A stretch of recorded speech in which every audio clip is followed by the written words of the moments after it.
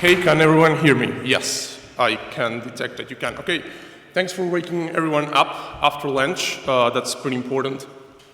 So my name is Damian. I'm going to be talking about our experience at Authentication, building large APIs. They need to be scalable. Anyone can use them.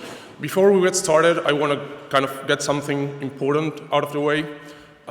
If you ask me questions, I'm from Argentina, so you can't bring this up, nor this, and not this. Like, that's all. That's it. Everything else we can talk about. This just makes me sad. It really makes me sad. I don't know if it can. Okay. So, like, why is this talk important? And let's kind of get started. So let's start easy. Who has used JavaScript here? Okay, good. Those who didn't raise their hands probably are still like a bit sleepy for lunch. Who has ever built an API using Node with JavaScript? Okay, fair amount. What about building an API, but you don't control the users, right? You just hand it over to someone else to use. Okay, a bit less. What if anyone could use it? It's publicly available. You have no control of who's using that. Okay, so this talk is for you. And also for everyone else, it's good to see the pain points that you experience and also from the other side, like what is it like to consume them from the client side. Basically, this is the Express quick start. You set up a socket, you provide a listener to it, and that's it. You've created an API. Yes, there's a lot more to it, and there are many reasons for this. One of them is developers. We are devious creatures. We might unintentionally break things because we tend to be lazy and we don't read documentation and we start trying things out, so we don't use them as they should be used. Or we're just running tests to make sure that the API will work as expected. You can do like white hat hacking. So there's a lot of stuff that can go wrong when dealing with developers. And the other kind of important part of this talk is evolution. You're probably not going to get things right the first time you build something. You need to be able to adjust, right? If you get things right the first time, probably no one is using whatever you built. You get feedback and you continue improving.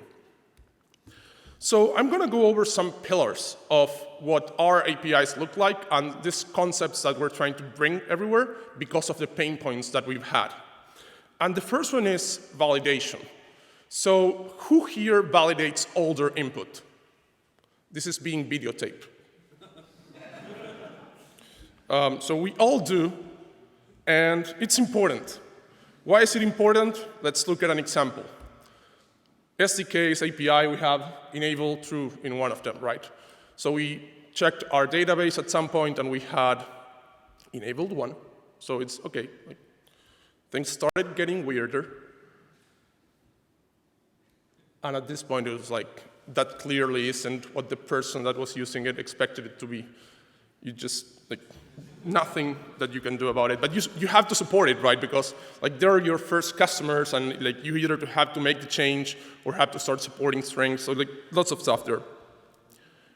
We need to get better at this. It's very painful, particularly with JavaScript, because you just get anything and there are no implicit types. So we said, OK, let's validate input very kind of particularly, and let's use something that's called JSON schemas. So with JSON schemas, you use JSON to define your payload, whatever gets into your API.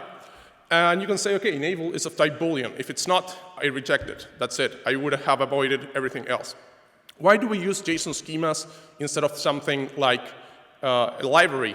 Well, JSON schemas are standard, so they're language agnostic. We could just switch our APIs to use Go, and if we had a library there that supported JSON schemas, we would be able to use it. And we could also make them open.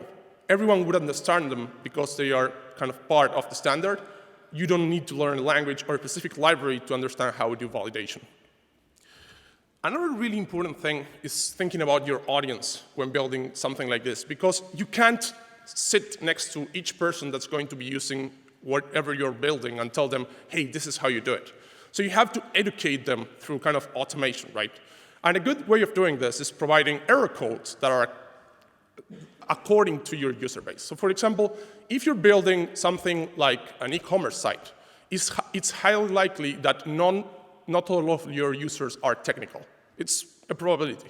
So you can't tell them, like, please provide your credit card number that needs to match a regular expression. Like, they probably won't get it. But you can do that with developers. So you can provide things like types and say things like payload.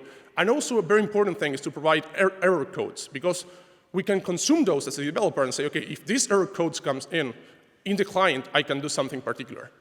So all of this is very important. You can change the message, but the error code needs to remain the same. For all of this, we're using HappyGS4 APIs, but you could do this in many different ways. We spent a lot of time to get things right. And if you have something that's a cross-cutting concern, that's where you should be spending a lot of your time. So this is all it needs. You need to set up this kind of validation.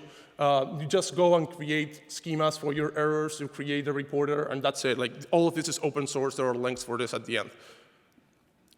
So we kind of go to another related topic, and it's documentation. So it's very uncommon, I don't want to generalize, for developers to want to write documentation. You get lazy, you just finish the feature, and you go and have pizzas with your team to celebrate. No one updated the docs. You fix something, you don't update it. So that's pretty common, and we had that pain. So this was our old API Explorer, and it had all of our endpoints, and you could kind of provide values and start using them. So it was OK in that regard. But every time you did something, you had to update it manually, over and over again. You didn't have information about types. You didn't have information about error codes. So basically, at the end of the day, you just didn't want to work on updating the docs, and you needed it because everyone was using them. First thing, we are lazy. When we don't like something, we tend to be lazier. Just auto-generate the docs. That's it. A cool tool for that is Swagger. There are others like APRA. But the important thing is that you get docs generated from source code. When you change your code, the docs automatically change. We got something similar to what we had before, like visually it looks right, but it's automatically generated. So this was step one. We just didn't go all the way to kind of the extreme. And then we said, OK, let's leverage our validation for the documentation. So we can say, OK, we have a property of a certain type. We can say this property is optional because it's not marked as required explicitly. You add a description, and that's it. You get documentation for free as long as your validation is very explicit about what you're doing. And then we customize it, right? So we first kind of automated that, then we just use the validation, then we customize it. And this is kind of normal branding. It made exploring simpler, but we just did this as we needed it, right? We just didn't start with this all the way. Another important aspect of this type of API is that you need to be able to identify who someone is when they are making a request, and also what permissions they have. So in the first version of this API, we had, OK, you send your credentials to a server. Each of our customers had an ID and a secret. They got back a token, and then they send that token on each successive request. But then we started getting more customers, and each of them said, OK, I want one set of credentials to allow me to read users, another set of credentials to allow me to write users or delete them or whatever. So you need kind of more granular security, kind of scopes. We started to think, OK, we want to have decentralizations. This means that no one has to hit us in order to be able to create one of these credentials. Expiration control, we want that built in. And also what we call debuggability, meaning that you don't have an opaque token, is that you can tell from your credential what you're going to be able to do with that. So for that, we use JSON Web Tokens. Who has used Web Tokens here? OK, that's good. So this is our API Explorer. You basically come here. You said, OK, I want to create users, and you choose a scope. That generates a token. The cool part is this one, right? So this is the token that we get. So how does this work? Well, the first part is a header. It just says what algorithm you use to sign the token. You don't need to kind of know that. I'll get into that in a minute. And what type of token it is, that's also not important. And then we have the payload. So what do we have here? Well, this is an identifier for our customer, kind of the customer ID, right? Then we have the scopes that we selected. This is kind of the granular security part. We have things like when the token was created, and if I go here and I just go like this, I can add something like expiration to it. So this is when the token will expire. And finally, we have an identifier for the token. The last thing we do is we say, OK, let's concatenate, let's transform all of this to base 64, concatenate it, and create the HMAC 250C hash for all of this and add it here. So the way we sign that is we use kind of our customer secret. The important part is that at the end, we have all of this, which looks like a bunch of random text, but it's actually the credential that we will get sent on each request. And you don't need anything else to validate it, like it's self-contained, right? It's signed, so you know it comes from the right person. So, unplanned. OK, so to authenticate, all you need to do is make sure that based on your customer's ID, the signature is correct. That's it. For the ID, you'll get a secret, and you'll verify that. Authorization is kind of a different thing. So you have to do that per endpoint. Again, we're using HappyGS. It's pretty simple. All you need to do is specify the scopes, which allow you to perform a certain action or access a certain endpoint, and that's it.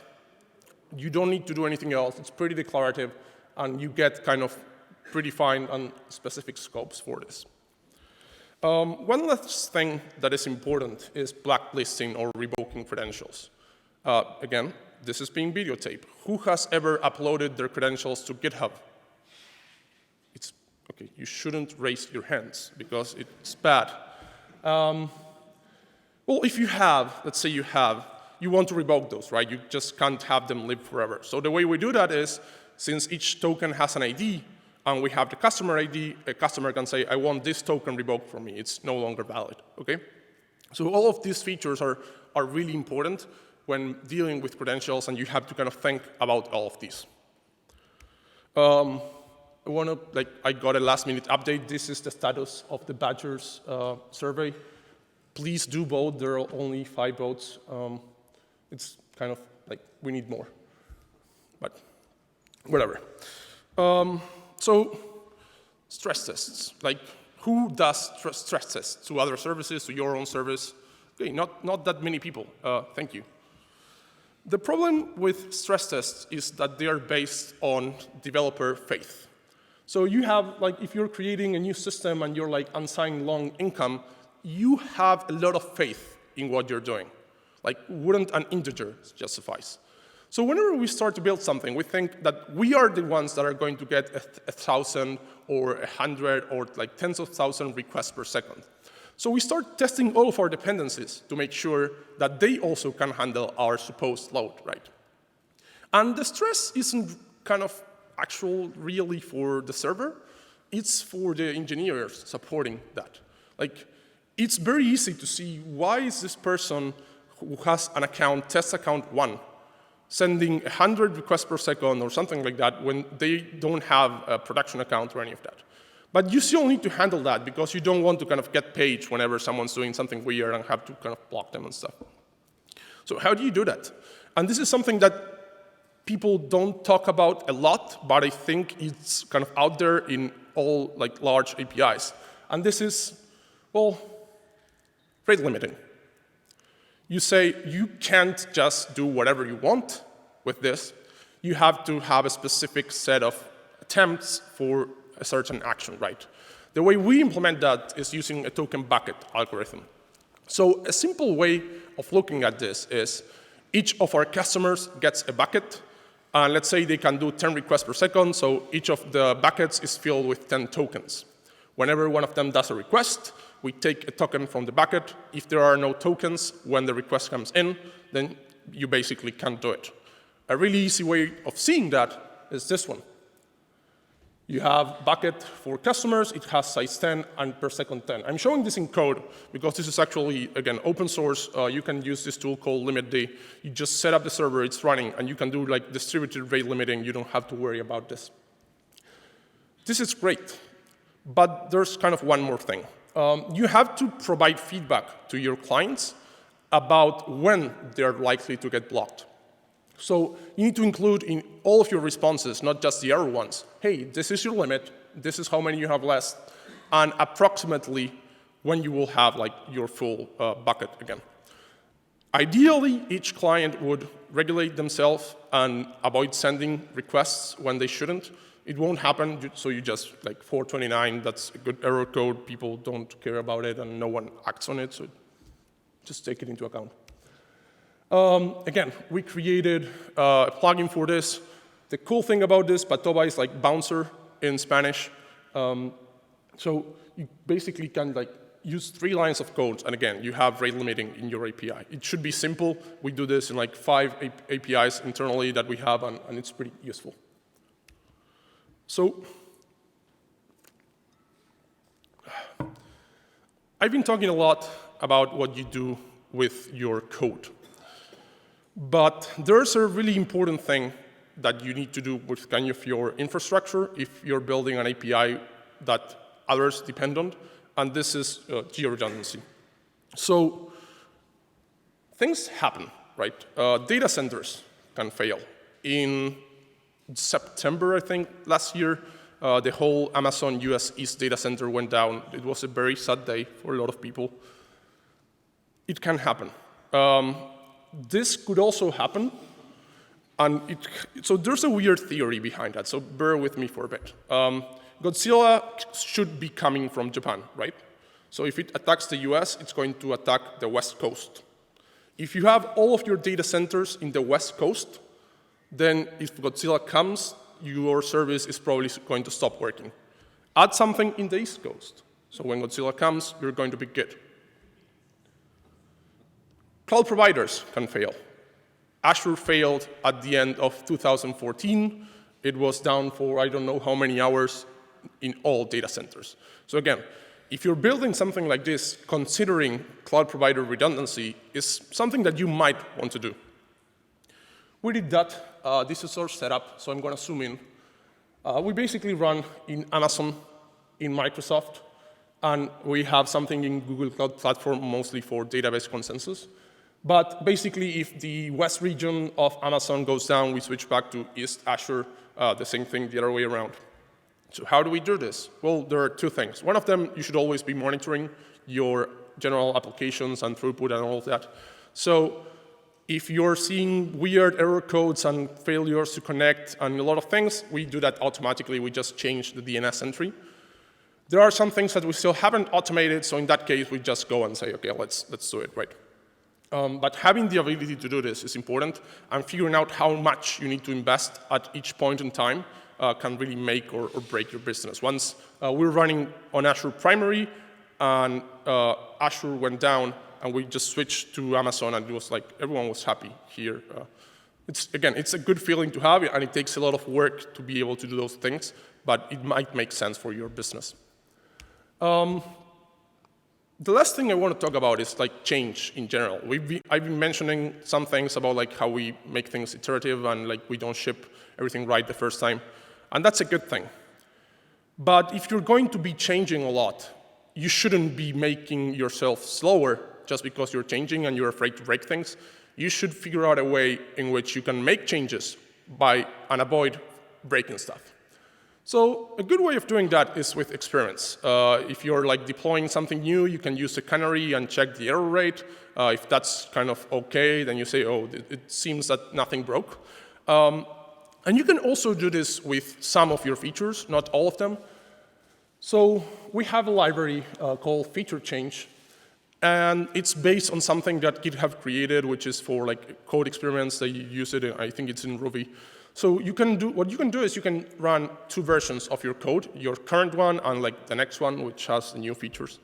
A good example for this is we were getting hit a lot by our users in our search functionality, right? We were getting more people to use the software, and we were using Mongo as a database. It's not good for full text search. So we had to change this. We said, OK, let's use Elasticsearch. How does this work? OK, we do both queries at the same time to both Mongo and Elasticsearch. We compare the results, and we log if there's a difference. We always return the original result, so this would be from Mongo, so users wouldn't notice the difference in the meantime. Then you get something like this, which is nice. red is bad, and green is good. This means that over time, the percentage of errors kind of drew down as we started fixing differences between the logic in the old code and the one in the new code. We left this running for 2 weeks without any errors, and then we just said, OK, we're pretty safe. Let's just remove that, and we just run with a new version. So this is another way of saying, hey, I can change stuff. I can roll it out to production. I can actually test it on real traffic. Just let's make sure that I don't break anyone who has an expected behavior while doing that. I usually add a cat picture here, but this seemed relevant. So the core message for this, this is about Node and this is about our API, but this applies to everything. Shipping is really important. Not only because of what you usually hear when you see this picture in the sense that you get something out there and you get customer feedback, but also as a team, you create a culture which says, hey, we can get stuff done. And that kind of becomes contagious and everyone likes it. So getting things out there and seeing how they work, it's key. And then you will iterate. So that brings me to my second point, which is you need to be able to change and evolve. There are lots of posts about technical debt and what it is and when should it be technical debt and when it shouldn't. The idea is that you got to a certain point for a reason. Decisions were made, and you should trust your teammates to have made the right decisions when they did. When you have to change something, it's because someone is requesting a change. It means someone is using your product, and that's a good problem to have. Having no users, that's the worst kind of problem. So that's it. I leave in here a lot of links. If you are like me and you have a long commute home, you can start reading. Thank you very much. That's it.